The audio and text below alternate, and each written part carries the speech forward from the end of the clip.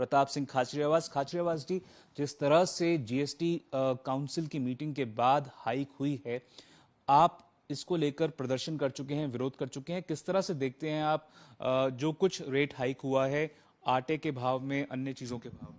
आजादी के बाद पहली बार आटे पर टैक्स लगा है इस देश में। मेरा मानना लगभग 50 करोड़ लोग ऐसे हैं जो रोज शाम को जब पैसे मिलते हैं मजदूरी के, 1 किलो आटा 2 किलो आटा खरीदते हैं, पाव भर 100-150 ग्राम दाल लेते हैं, वो नमक तेल वगैरह लेते हैं, अपनी रोटी बनाते हैं, हंसते हंसते घर जाते हैं। आज़ादी के बाद नेहरू जी से लेकर इंदिरा जी, राजीव जी, अटल बिहारी वाजपेयी जी, मोरारजी देसाई, इतने प्राइम मिनिस्टर आए, कभी भी आटा, दाल, चावल, मुरमुरे, छाछ, दही, मखाने पूजा के, इन पे टैक्स नहीं लगा। आप तो पाप कर रहे हो। आटे को भी हम कमाल कर रहे हो, आटा छीनना चाहते हो।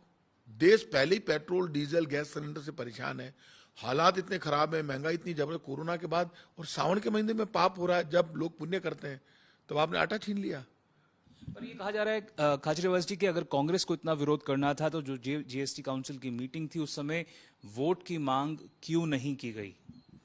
कांग्रेस के जो प्रतिनिधि जाते हैं जीएसटी काउंसिल में, उनकी आवाज नहीं सुनी जाती। जीएसटी काउंसिल बहाना है।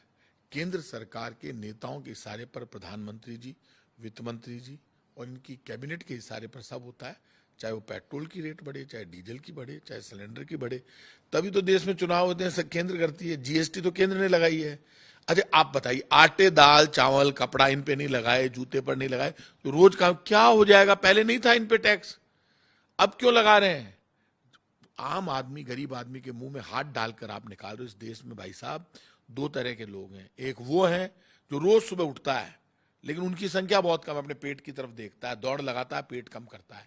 लेकिन एक दूसरा आदमी जिसकी संख्या बहुत ज्यादा है, रोज सुबह उठता है, खुद के पेट की तरफ नहीं देखता, अपने बच्चे और बीवी के पेट की तरफ देखता है, और सुबह दौड़ना चालू करता है, शाम को फिर आटा और दाल लेकर आता है या तेल वगैरह कुछ लेकर आता है, फिर देता है। तो जो पेट भरने के लिए दौड़ रहा है उसकी तो चिंता करो। 50 करोड़ है। खाचरियावास जी, कांग्रेस के बारे में कहा जाता है कि वो देर से जगती है। आप पहले विरोध कर चुके हैं जीएसटी के मुद्दे पर क्या आने वाले समय पे कांग्रेस व्यापक स्तर पर जीएसटी रेट जो हाइक हुआ है उसको लेकर सड़कों पर उतरेगी? कांग्रेस के हर कार्यकर्ता की जिम्मेदारी है जहां जुल्म और अन्याय देखे लड़े। पूरे देश में कहीं शुरू नहीं हुआ, जयपुर में आंदोलन शुरू हो गया। मैं जयपुर कांग्रेस का अध्यक्ष हूं। हमने यहाँ पर सब जगह 8 विधानसभा क्षेत्रों में प्रदर्शन किए, पुतले जलाए, 250 वार्डों में पुतले जलाए, प्रदर्शन किए, लगातार आंदोलन चल रहा। पद यात्रा करूंगा मैं और हमारे कार्यकर्ता। पूरे जयपुर में लोगों को पता, देश को बाद में पता चला है, लेकिन जयपुर का एक एक व्यक्ति जानता है कि इन्होंने पाप किया है। बीजेपी के लोगों ने आटा, दाल, चावल पर टैक्स लगा दिया, दही, छाछ पर टैक्स। आपको पता है देश की परंपरा क्या है? छाछ फ्री में बढ़ती है सब जगह, ये तो छाछ पे भी टैक्स लगा दिया, कुछ नहीं छोड़ा है, सब पर टैक्स है। यदि टैक्स किसी पर नहीं है तो धर्म के ऊपर बोलने पर टैक्स नहीं है, क्योंकि उसका यदि धर्म के नाम पर कोई बोलेगा, एक दूसरे को नीचा दिखाएगा, दंगा होगा, तो वोट की फसल हम काटेंगे।